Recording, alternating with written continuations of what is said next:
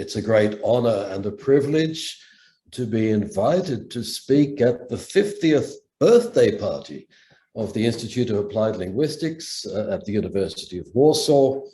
And I'm very pleased to do it for more than one reason. You have a great track record. You guys have got a very beautiful building, I notice. And I think you're doing exactly what all of us should be doing. And that's what I'm going to talk about today. You teach languages and you do translation and you do interpreting. And I'm really interested in that relationship between translation studies and particularly additional language learning. That's what I want to focus on. That's where I want to get to. Now, 50 years from 2022 puts us back in 1972, right? And in 1972, I was leaving secondary school, so I wasn't in translation studies. I came in a bit later, okay? But 1972 is an important date for European translation studies because it marks the first oral presentation of James Holmes's paper on the name and nature of translation studies. And that's what I want to start from today. It's a good starting point. I hope you can all see that on the screen now. Is that okay? Yes, they said, or nobody complains. So there you go. You've got. Yes, everything is fine. Presentation of Holmes's 1972 paper. And you will see a certain hope for an academic discipline. And what I want to do in the first part of my talk today is explain what's happened in general lines to that academic discipline over the past 50 years, and really to ask whether or not we've lived up to that kind of expectation, or have we gone on to do something very different? And I'm particularly interested in speaking to people from outside of translation studies, people in language education, firstly, but also people in literary studies as well. Now, this is a peculiar map because it was developed by somebody coming from literary studies. And a literary scholar these days would never do something like this, would never try to organize something that looks like a science with its theoretical and applied parts, with its descriptions feeding into the theory and some kind of conceptual elaboration going over to applied extensions, as we can see on the right there. Literary studies certainly doesn't work like that. It's more like get your theory, find the text, find the examples, elaborate it, produce a discourse and propagate the discourse against other discourses. This, though, was a kind of appeal to science with a strong empirical component. And I do think that translation studies distinguished itself from general literary studies in the 1970s through that empirical component. You have all these descriptive elements down there. And in that was conceptually closer to linguistics. If we talk about applied linguistics or certainly language education, we might envisage something like this map with the descriptive studies, theoretical work, and certainly the applied extensions. At the beginning, though, this map was proposed basically by literary scholars who looked forward to working with linguists. And translation studies was envisaged as a place where all those people could find their position somewhere there. I wonder if it works like that. Let's look at that map and imagine some kind of historical bomb being placed in it. Where would we put that bomb? Here's an example. Statistical machine translation, and now since 2016, neural machine translation, has radically altered the status of translation in all our societies. And that would be happening, let's see, somewhere around here, translation age. Boom, kapow, the whole deal changes. But out here on this little limb out here, according to this kind of visual representation, it's rather difficult for the explosion happening out here to come back over to the pure theoretical, the descriptive sides. It will get there eventually. People do pay attention to what's happening in the world. At the recent Congress of the European Society for Translation Studies in Oslo this past week, for example, there was a very interesting session asking, oh, is machine translation translation? Is it really translation? Might be a stupid question, but it's not. It's a very intelligent question because it's trying to adjust the theoretical component over here to what's happened over there. But it's only one session, one Congress by some very, very intelligent people. It's certainly not what's happening in the entire discipline.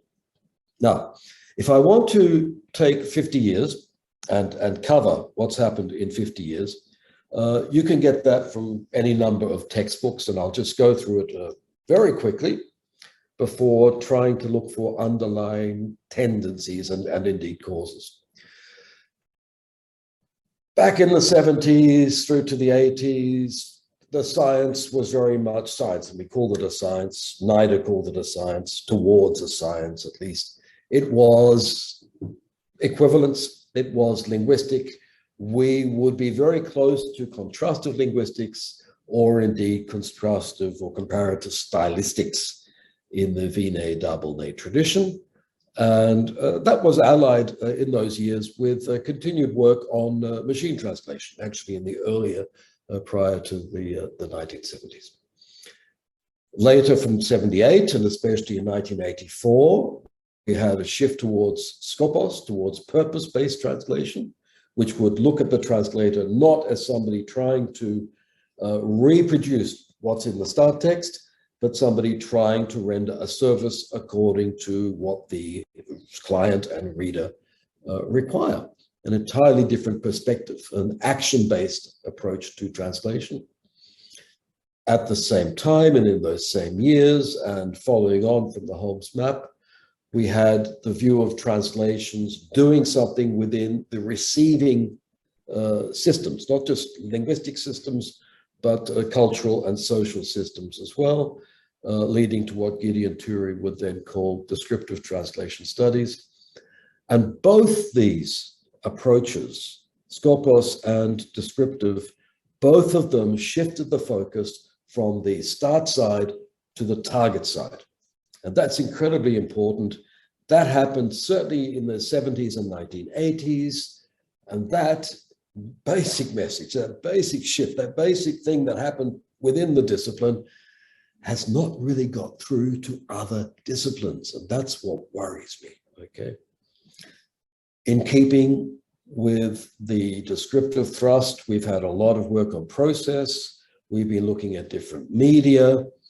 We have, certainly since the early 2000s, we've had a lot of work in engaged or critical or activist translation theory and connections with volunteer translators, building on the insight that when we translate, we have two languages, two cultures, two societies, two or more, and they are always in a situation of asymmetry. There's an imbalance, and that imbalance concerns power. We're working, therefore, in a situation marked out by power differentials and hierarchies, and we as researchers are never separate from that. So from that, it ensues that we have to be aware of what we are doing in our own research, in intervening in that object of knowledge, and how are we positioned with respect to the power relations involved there.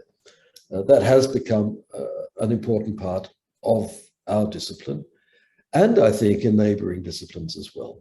We're certainly following on in many of these respects, similar things that have happened in linguistics, in language education, and I think in literary studies as well.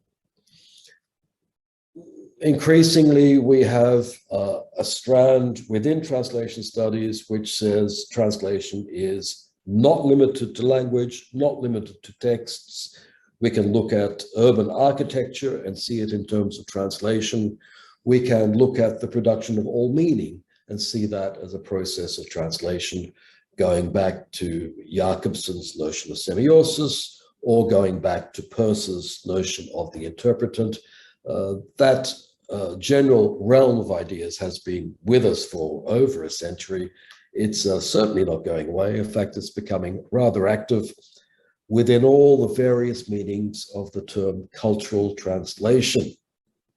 All of that has been happening. Now, that's an overview. That's our experience of 50 years in a nutshell. Why did that happen? What are the underlying trends? I think the first one has to be the awareness that our object of knowledge has been becoming bigger and bigger and bigger. From a start text with its linguistic features, we move to a communicative situation with a client and a receiver. We've moved out to relations between cultures. We've moved out then beyond language into all meaning production. It's happened. Whether or not it should happen, I don't know. Of course, I'm a player in this, so don't take my word as being neutral. Of all those things I just mentioned, I think some are good, and I think some are not so good. So don't take my word for it. Okay, I'm not being neutral here. In that widening process, we have paid attention to more media, especially audiovisual media, which are what's happening the most to shape our cultures in the world. And then increasing attention to people. In 2009, Andrew Chessman wrote a paper called The Name and Nature of Translator Studies, which is implicitly a reply to that Holmes paper of 1972. And what's interesting is if you go back to that map, we find no people named. They are things, they are objects there. At the same time, we've spread out from Europe. It was a Western discipline. It was a discipline very much based in Western Europe, certainly drawing on Soviet work earlier on, and Central and Eastern Europe very much evolved in the smaller cultures. Smaller countries, smaller languages translate more in percentage terms. Therefore, it's logical that they would be involved in translation studies. Canada, because of its bilingual language policy, was very much there at the beginning. Later players have been the United States, which is incredibly multilingual, and indeed Australia. But then in the 1990s, it shifted from Europe and has moved all over the world. And I can map that by looking at the creation of programs for training translators, for example. I think we did something in the 1990s and we counted about 300. I kept a website until about 2005 and it was up to 500. And beyond that, I stopped counting because it was growing. In China, they were opening 10 new MTI programs, Masters of Translation and Interpreting programs every year. The whole of Iran then exploded with a lot, and it became more than I could count. So that spread beyond the West has been very much a part of the discipline. And then because of all those factors that I've listed, I think that we have moved progressively away from a relationship, a narrow relationship with employment in one profession, the profession of translators and interpreters. And that, I think, is one of the more problematic aspects. If we go back to the map and now look for those things, one, we don't find the people. Two, the historical processes are sort of missing. It's not in that visual representation, although Holmes did mention translation history. And one wonders, I think, whether or not the map still serves us, or whether or not it has been bent out of shape by those processes that I've just listed. Now, what's the underlying driving force? Is it the intellectual prowess of translation scholars? who have been so intelligent and insightful that their works are cited by everybody across all our neighboring disciplines in the humanities? I suggest not.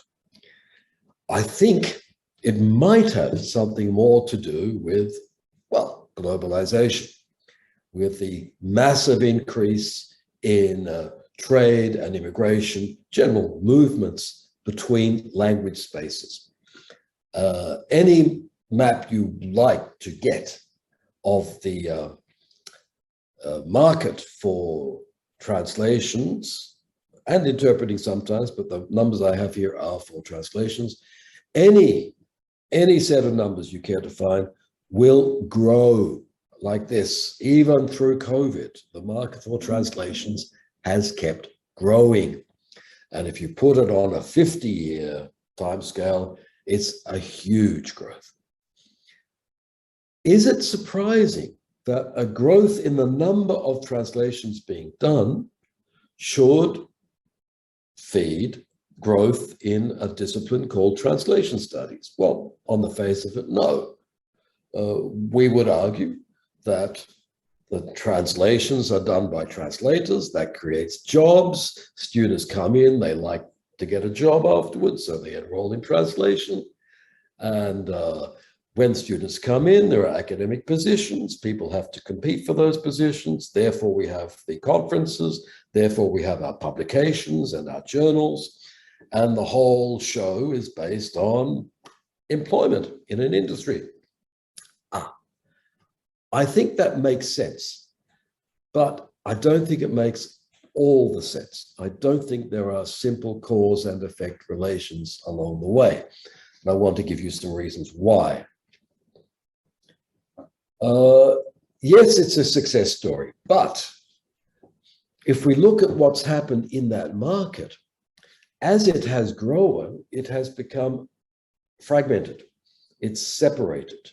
I did this in a study of the creation of professional associations, for example, where we might have had one association, ATA, for example, in the United States, but progressively we get separate associations for interpreters, conference interpreters, and then community interpreters, for sworn translators and interpreters, for audiovisual. And all these separate areas within the industry have been assuming their own identities. And the same thing has sort of happened within translation studies as a discipline. So there's a certain fragmentation that comes along with it. The other thing, that if you look for that close relationship, you might expect translation scholars to have, well, solved some problems that have faced industry over 50 years. Personally, I can't think of any deep social, cultural, or industrial problem that translation scholars have solved. Yes, we've identified a few. Yes, we've worked on a few, but solved? No, I mean, translation memory software was done outside of our discipline. The new avatars of machine translation are in mathematics, computational linguistics, not in our discipline. We haven't been the driving force behind any of the progress or problem-solving activities of the industry, I suggest. And then, if you look at the studies we have of graduate employment, we train students at BA or MA. Most of the studies, most of the surveys are at MA level. And then you look at where the students go. Over all the surveys that I've been able to find, there is a sort of general tendency where at best 1/3 of our graduates become professional translators and or interpreters. I mean, graduates from translator training programs and interpreting in this case. At best 1/3. So, there is no direct relationship between enrolling in translation and getting a job in industry. That's not happening. It's happening for 1/3. And the relationship might have something more to do with students coming in and thinking, well, I could study literature. That'd be great. Employment. I could study language and linguistics, yeah, but teaching all my life, I'm gonna, and then translation. Well, okay, this is an expanding industry. It's practical. I like working with people. I like working with text. The illusion or the allure, I don't think it's entirely illusory because 1/3 is there, but the ideological attraction of translation has certainly brought us students, often more students than our societies can possibly employ as translators. So that is one of the main questions that I have about our discipline having been a success story. I think I'll skip a bit here, although I will make, when I'm aware that we haven't achieved everything we set out to achieve, it's often when I talk with people from other disciplines. And we know that from the very beginning that this is in Wikipedia, so it must be true, folks, that one of the possible origins of translation studies might have been that Congress in Moscow, when the literary people were arguing against the linguistic people, and they're still arguing, they're still arguing, but still, somebody said, hey, wait a minute, what about if we work together? We could have a discipline like studying translation with the literary and the linguistic people together. Oh, good idea. Well, I don't know if it ever actually happened in the Russian field, but certainly it has happened internally to our discipline, and thanks to things like that 1972 map that I showed you. And it's been productive. Look, I've been cleaning out my office. You might see up here. That's one of our journals, Target, all right? It's, I don't know, 23 years of the journal, constant publication, constant high quality work, not all literary, not all linguistics. And this is the Benjamin's, zoop, we're going over there, yep. That's the Benjamin's Translation Studies Library. That's all, looking at all this work that we've done, all these tremendous debates and exchanges between disciplines that have been going on. Firstly, I'm thinking, has anybody been able to read all that? And then after that, we have the age of handbooks now, when there are so many handbooks on translation studies that we're going to need the Routledge Handbook of Translation Studies handbooks so we can find our way through it. You know, the quantitative amount of work that's been done is enormous. But we still get people coming in from literary studies and telling us, oh, you know, really, translation is a creative activity and transformational, and you people are still studying accuracy and that linguistic equivalence. You know, you don't know. Yeah. I'm sure that's happened to you. And then I get people coming in from language education, and they're assuring me that translation is the non-creative process. It's purely based on linguistics. It's linguistics of equivalence, and that it has nothing to do with the dynamic communicative use of language. I'm not joking. I have this in Melbourne, where I work. I have massive opposition from what's called applied linguistics, just because they're unaware that we've actually done all this stuff in the past 50 years. And they think we're back at the very beginning where they think we should be. Even where I am right now, which is in Tarragona in Spain, at one point I tried to move translation studies from our language department to our communication department, because in communication they do journalism and they do audio visuals and they do a bit of marketing. And I thought, well, that's the place translation should be, because we are part of those communicative activities. And the reply came from them. They told me that, no, translation is a linguistic operation. It belongs to modern languages. Even worse than that, it belongs to philologia, that is philology in the 19th century sense of the term. So I think there has been a lot of work done within the discipline. We are doing some very exciting things. We've changed a lot, but our message has not got through to neighboring disciplines, not very well. And I'm worried about why that it might be the case. Why should we worry about that problem? Here is the thing.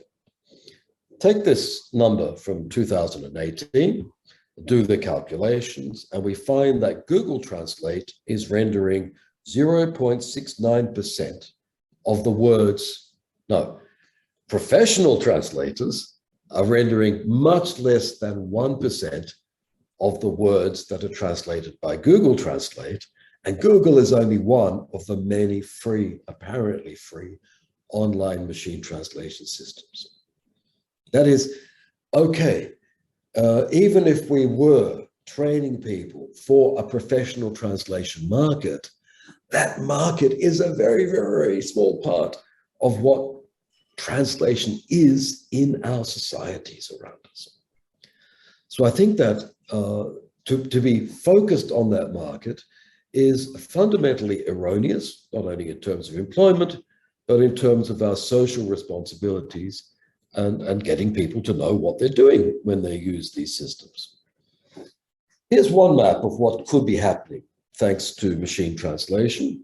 It was done in China, and I took it from Li Defan, who's the lead there, 2018.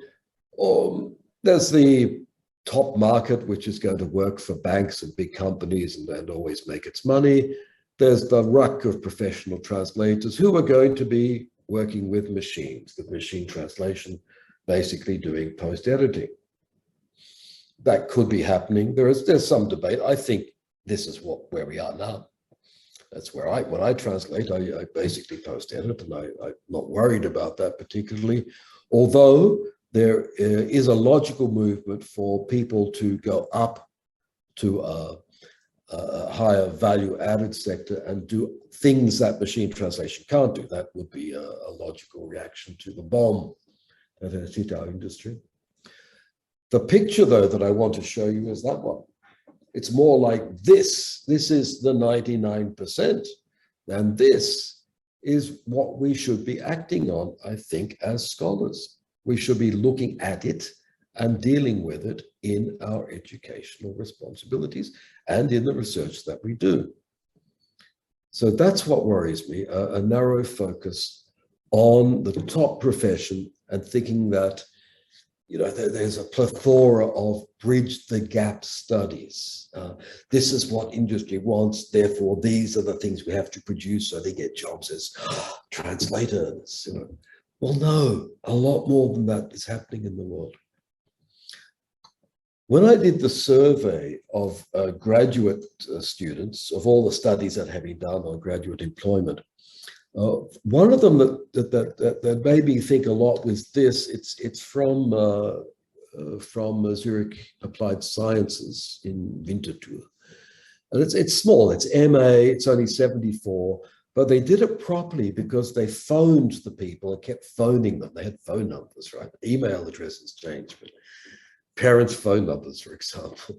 So it's a fairly stable group of 74. And what's interesting is that their main job, only 32%. So this is about a third, which is what I would have predicted. Our translators or interpreters, but 43% have second jobs that involve translating or interpreting. And then if you go into the third activity, self-employed jobs or the gig economy, or we do it once or twice a year, 95%. Okay, what does this tell you? It says, well, you know, we're training people who can do it if they have to, if they want to, if it's well paid. They can combine these activities with other things, and the main other thing happens to be language teaching across the board. The other third goes into language teaching. And then they have these skills that they can use from time to time when needed, and people are doing it. That translation in our societies is no longer a wholly professional activity. It's something that a lot of people can do and are doing. And that's the bomb for me. That makes me rethink, what are we doing in translation studies? What are we looking at and what are we not looking at? Especially by focusing on all those bridge the gap studies where our pure role is to provide workers for the higher end of global capitalism. Is it a success story? Well, yes, because we have grown and translation has grown. But we haven't looked enough, I suggest, at the work of the non-professionals. We haven't looked, I think, enough at the way in which we are not the only people talking about translation, but that in a lot of the cultural activities that are going on, often using machine translation, there are also users of cultural products commenting with each other on the translation or helping people with translations. Jurong Xiu, who's there, is my doctoral student looking at Chinese online dramas. And the number of people who intervene and comment on the translations, on the subtitles, and then the Chinese viewers who comment on the English subtitles to correct them and add explanations. We've got this wonderfully rich cross-cultural receptive activity going on thanks to our technologies. And traditional translation studies wants to know very little about it. In fact, the big mysterious part, the big black box in translation studies is still reception. How do people receive translations? Do different kinds of translations actually have an effect on not just comprehension, because we know it doesn't, but on behavior change, which is the big question we've been facing in vaccination communication, for example. How do you produce a text so that it changes the behavior of the receiver? These are questions that we haven't really asked enough of. And things like this very rich online receptive activity, I think new things, they come around, they've come about through technology, and we haven't really been looking at it enough. And I then hasten to add, for all of you who are language teachers, you know what? All your students are using machine translation, whether you want them to or not. Whether it's just cheating on their homework or just checking up and using it as a big dynamic dictionary, why not? It's about time that we made sure they know how to use it, what it is, what it's good for, and what it's not good for.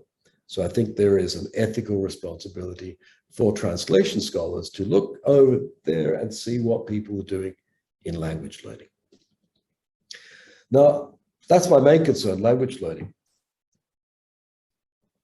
This is from James Holmes' original paper, the 1972 one, not the map, drawn by Gideon Turi. And he did mention a third area of applied translation studies. Applied translation studies was, look at that, what part translating should play in the teaching and learning of foreign languages. My former doctoral student and now colleague, Nune Ayvazyan, found this for me. It was in her doctoral thesis. Look, it was there at the very beginning, but nobody paid any attention to it. And then Holmes goes on, we should give priority to assessing the efficacy of translating as a technique and testing method in language learning. It was there. Mind you, Holmes at the time assumed that we would find that translation is negative in language learning. He said, well, you know, we should look at this empirically and get some data on it, but very probably it's not going to go anywhere. It's not good for fluency. It's not good for pronunciation. Don't even bother, and nobody really bothered for a long, long time to work on this. So that's where the bomb is. Over there, not just with translation aids, with machine translation, but I think hidden behind that, the whole area of language policy has disappeared from Turi's map, and it's under language policy, translation policy, sorry. It's under translation policy that we did have that reference to the role of translation in language learning. all of it spirited away by this visual representation of the discipline. And that, folks, that is, I think, where we went wrong. We went wrong, not just in that map, we went wrong in 1992. Mary Estelle Hornby at the Foundational Congress of the European Society for Translation Studies. I was actually there present when she was giving a seminar for, basically for people from Central and Eastern Europe who were in Vienna, and she gave her firm recommendation. Number one, she says, cut the umbilical cord with the modern language department as soon as possible. You want to do translation studies, you have to be independent, because we need an independent discipline where, I don't know, where we can do our own thing that nobody else understands. I think that was wrong.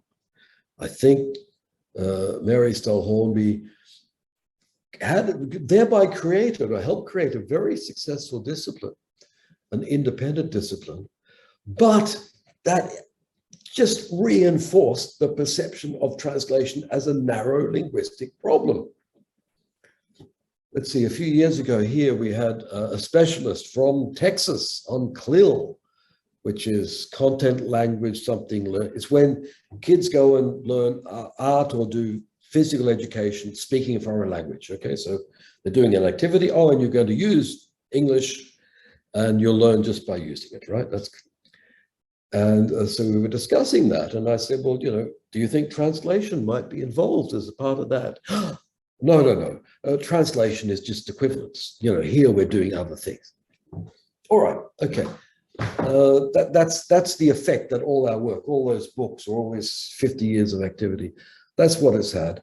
We've been doing lots of different things. We've widened our view of translation, but the others still perceive us as being back in 1972.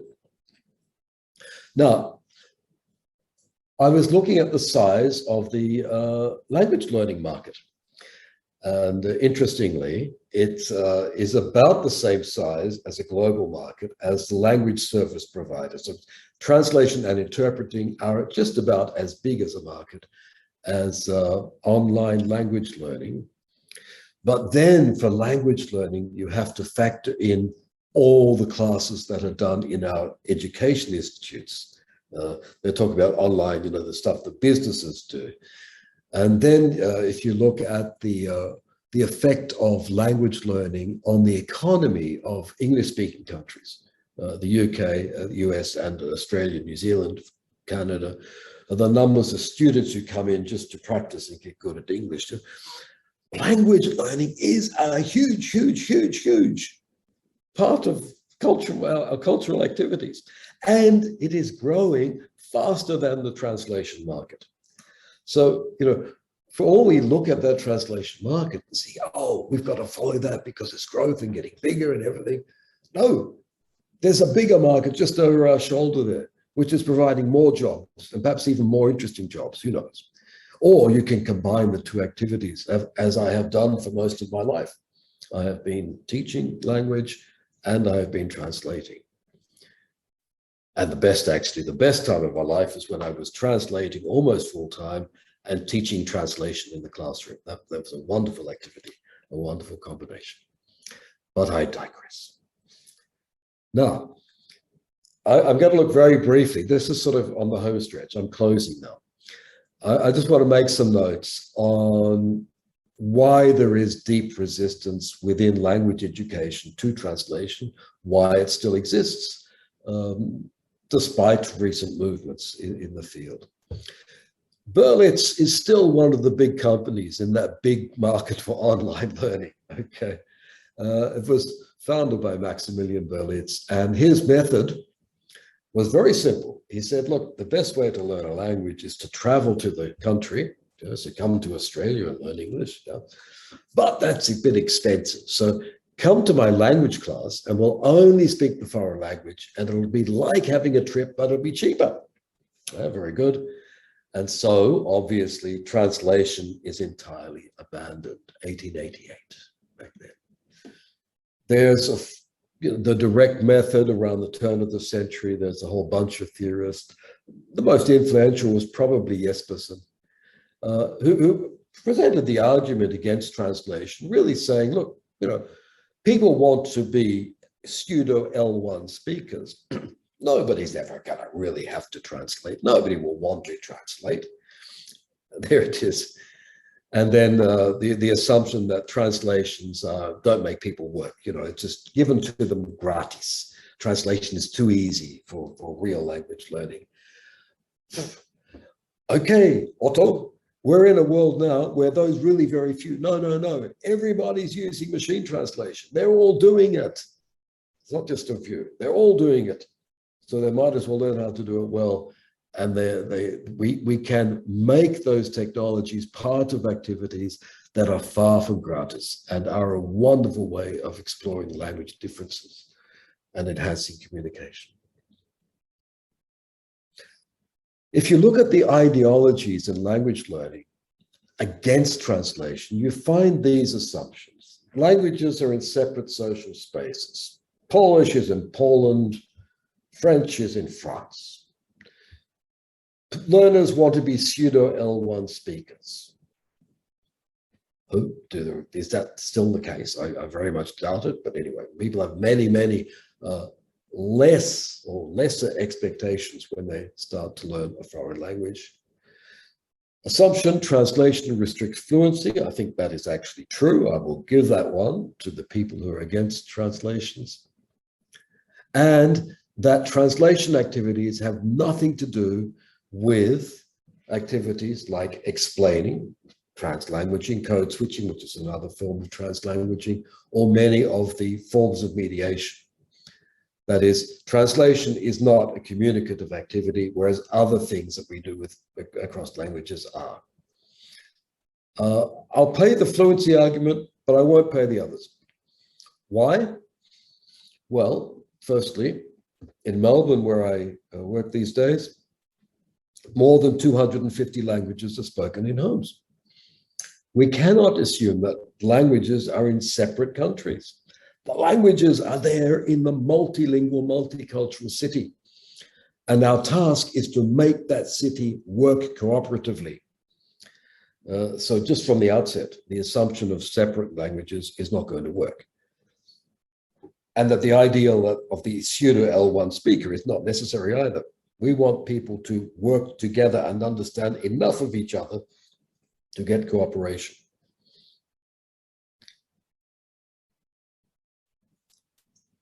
It is assumed in the immersion methods that you can get rid of translation as a learning activity. These days, very hard. I think there's always been mental translation for adult learners to some degree, but these days it's not just mental. You've got the machine translation there. It's too easy. You're going to have recourse to it. It's going to be in the mix somewhere. What we need in these societies are not more pseudo L1 speakers.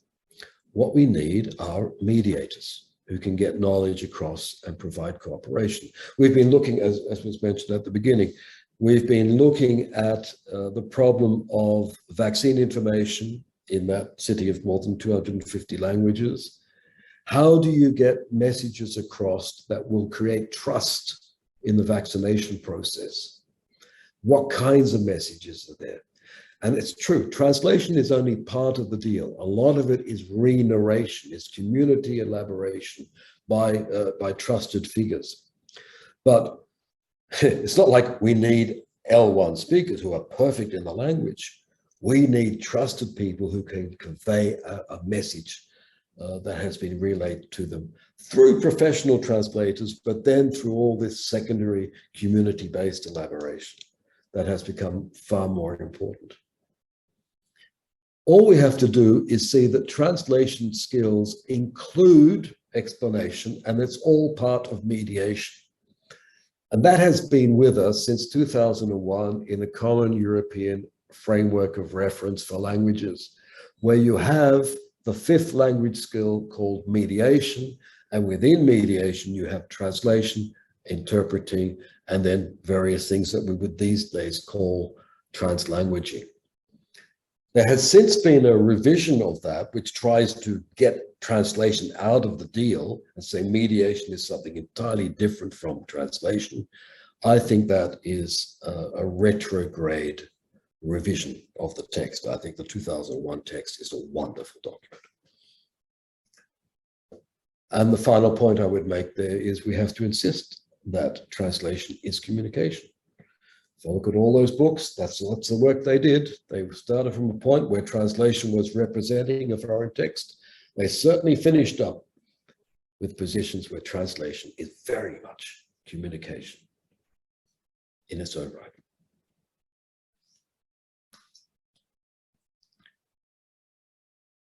And as we've seen, professional translation is just a very small part of a very much wider process. Now, if I were going to rebrand, I think we have to rebrand translation, not for translation scholars. I think we know what we're doing, more or less. More or less. I think we have our internal debates and arguments, but we recognize that there are problems that we can do more to solve. What we have to communicate to our neighboring disciplines are these very simple things. Translation is communication. If it isn't, what is it? That the spoken and the written shouldn't be separated. In translation studies, we separated interpreting from written translation. In the teaching activities, and teaching I mean language learning and or translation learning, translator training, you got to start from the spoken activity in situation, because the spoken is where you automatically solve the communication problems. The written comes later. We have to forget about trying to serve a profession. The professional translators have never liked scholars anyway. Let's just say, okay, guys, you go and get your money in your little companies there. I've got this wider society over here that needs my attention. We have to make sure that the technologies we've got are always integrated, because our students are using them better than we do. And they're going to be using it as a learning medium, okay? We have to make sure that we're not stuck on narrow concepts of equivalence, and that we have to deal with wider communicative challenges, such as how do we get communities who believe in conspiracies, how do we get them to get vaccinated? It's an interesting problem to solve. And we didn't solve the problem, but the communities themselves found solutions to that particular problem. And one of them is just using a full range of solutions, from very narrow equivalence to huge adaptation.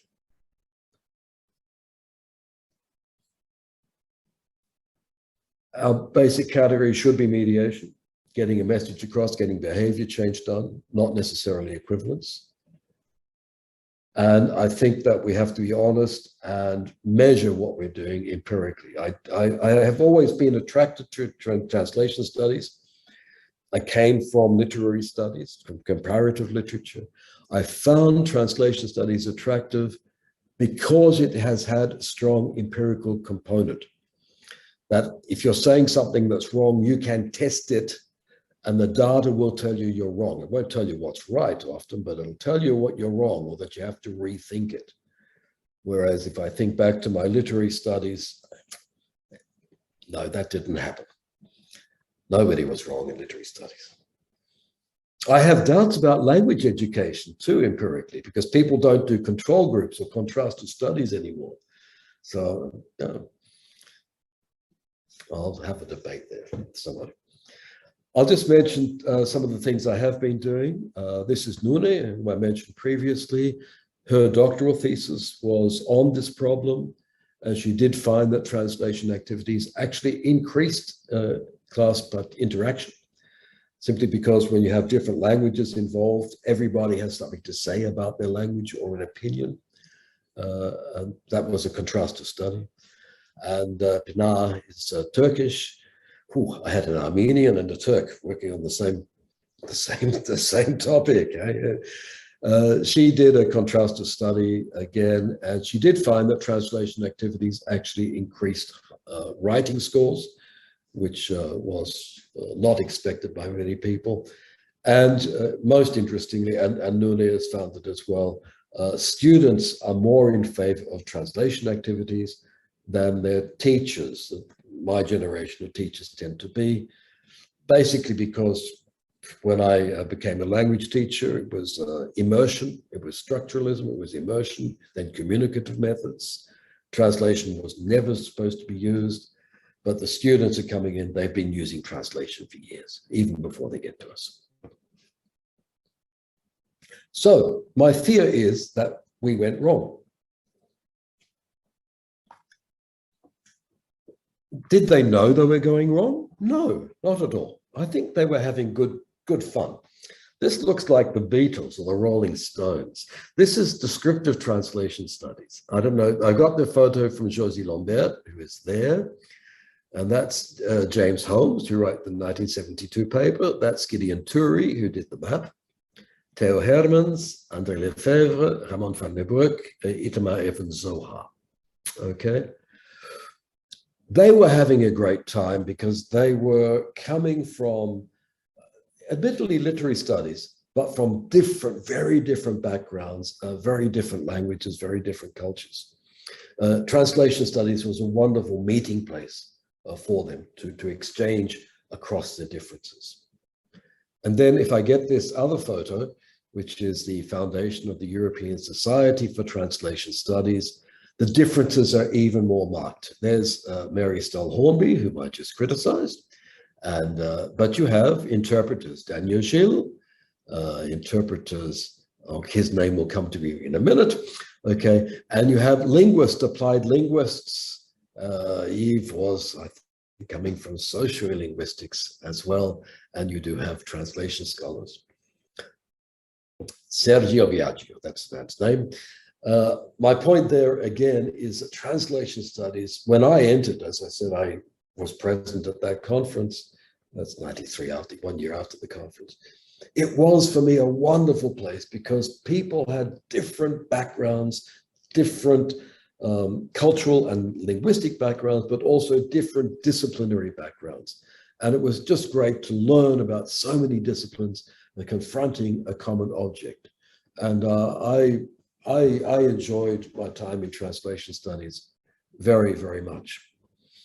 What bothers me these days is that I go to conferences and I find people who have done translation studies at BA level, translation studies at MA level, a doctorate in translation studies, and they can only talk about translation studies. No, there's a wider world out there. There are more things happening, more knowledge is out there than in translation studies. I think we have, to that extent, been a victim of our success. We've created an independent discipline that has, in many respects, become too much of a closed shop. What's to be done? I think that we should, and this also concerns the problem of non-Western translation studies. I don't think there's any reason to say, oh, that's Western, that's rubbish, let's find something entirely new. I think epistemologically, young scholars, or if we're looking for work to do on projects, identify the problems that our society wants solved. That's the hardest thing. And then from there, I think we have to work with our neighboring disciplines. So when we work in Melbourne on the vaccination information, we have a translation studies person, a sociolinguist, and we have another person from medical communication. Okay, and there are others who are within those disciplines. Okay, but we are working in a very strong interdisciplinary way, and I think that is the best way I can get the message out that translation is more than it was in 1972.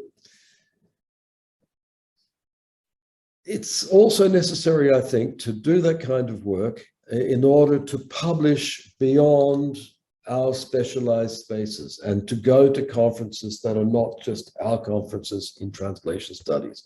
That is, if you want to have a book in that brick wall, fine, put it in there. But it would be much better to get out and publish in different disciplines and get out the word and get exchange going between the various disciplines that we have around us. That's why I really love the idea of an Institute of Applied Linguistics, where you do language teaching and translation and interpreting. That's exactly the space we need to get this communication going across disciplines. And that's why it's been a very great privilege and a pleasure to speak with you about the last 50 years of translation studies. I thank you for your attention.